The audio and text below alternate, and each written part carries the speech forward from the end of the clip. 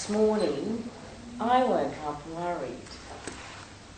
And if the truth be known, quite nervous. And I was starting to beat up on myself. Look, it was about 4:30, so I had plenty of time. And I'd written bits of speeches, and I was really going through all this angst, thinking I've done this typical thing that I do, which is kind of backed myself right into a corner. I put my name down for a speech competition, and I thought, I had lots of ideas, oodles of material. And I was very enthusiastic, but I was going through all that stuff that I imagine many of you have gone through as a Toastmaster, thinking, yes, I want to speak. Oh, but I'm scared. Yes, I want to do it. Oh. So I did all that sort of stuff. And I was talking to my husband, Simon, the joy of, having a partner who's awake at 4:30 in the morning. I thought I'd share that. And he said something to me. He said, Julie, why don't you talk about 10 things you love about Toastmasters? Now that made me laugh, simply because that's my advice. That's the sort of thing I say. Focus on 10 things you love about something. So I laughed. And the laughter was like flicking a switch, because it took me from a place of, to, I do love Toastmasters. And it was very easy for me to start thinking of things that started flooding into my head. And this morning I want to talk to you about more than just speaking, more than Toastmasters. I want to talk about our freedom to choose. It's what makes human beings unique. A little bit different to animals and all the other creatures, all the other things in nature. Human beings have a distinct advantage in that we have the freedom to focus our thoughts. And I imagine that some of you have done things like I have, which is we worry. And so we focus on things we don't want. I don't want to be nervous. I want to give a really good speech. I don't want to give a bad speech. And so you're constantly over in this negative pile of thoughts. How do we just kind of shift ourselves around? I've had many, occasions in my life to worry. And I think that we all find these reasons. And I could actually give you a nice long list if you like. And in fact, I was thinking of bringing some luggage in with me, and I was going to wheel in a suitcase and say, well, I've actually left some of my other suitcases out there, but this one's actually my worry suitcase. I have another one that's a frustration bag. I have a victim bag. That's for all the bad things people have done to me. And then I have another one that's the guilt bag. That's about all the things I've probably done to people. So, I had all this range, and I thought, excess baggage. So I was thinking, how can I share with you some of the ways that I have learned to shift myself from carrying around all this excess baggage and being able to lighten up much more quickly.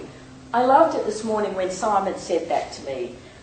And it made me laugh because, like I say, that's the advice that I would give to him.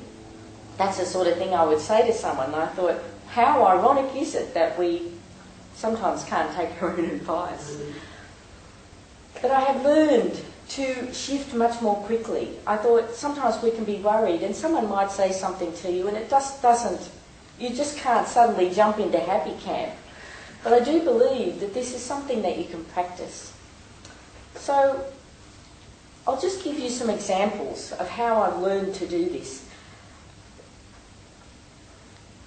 When I was at school, I just wasn't academic. And when it came to the end of school and my results of my exams, I failed 2 exams outright and I barely scraped through in another one. I just wasn't that way inclined.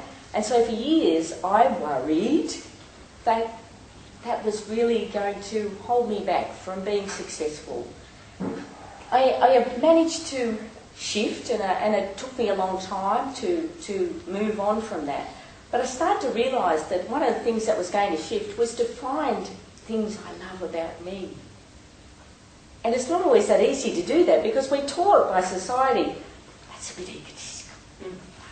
Don't get overconfident. But so that talking about 10 things I love about you, 10 things I love about Toastmasters, 10 things I love about me, it's actually a really powerful way to shift your focus. So going from something that's negative, and 10 things might seem an awful lot. If you're really cranky, it's really hard to think of one thing. But even if you can start, say 3 things, or even one thing, just trying to say, all right, I know this is what I'm worrying about, but what if I shift my focus around to something I want? I'm worried about speech. What if I think about things I love about speaking? When I was worried about not being clever, and I thought, well, maybe there are some clever things about me. Maybe there are some things I can do well. When I've used this sort of strategy in so many areas of my life, and it sounds so simple and it sounds so corny, 10 things I love about you. But it's something you can do with so many aspects. You can do it with your partner, you can do it with your work. And if you really hate your job, start with 3. But you know what I mean? It's funny how you can look at 10 things I hate about my job. If you start going, yeah, but there is this, and then there's that. It's just shifts you around into a really different place. So I feel that the amount of freedom that we really feel, that we really enjoy, sometimes we can feel so restricted, but it's amazing how free you can feel when you find things to appreciate.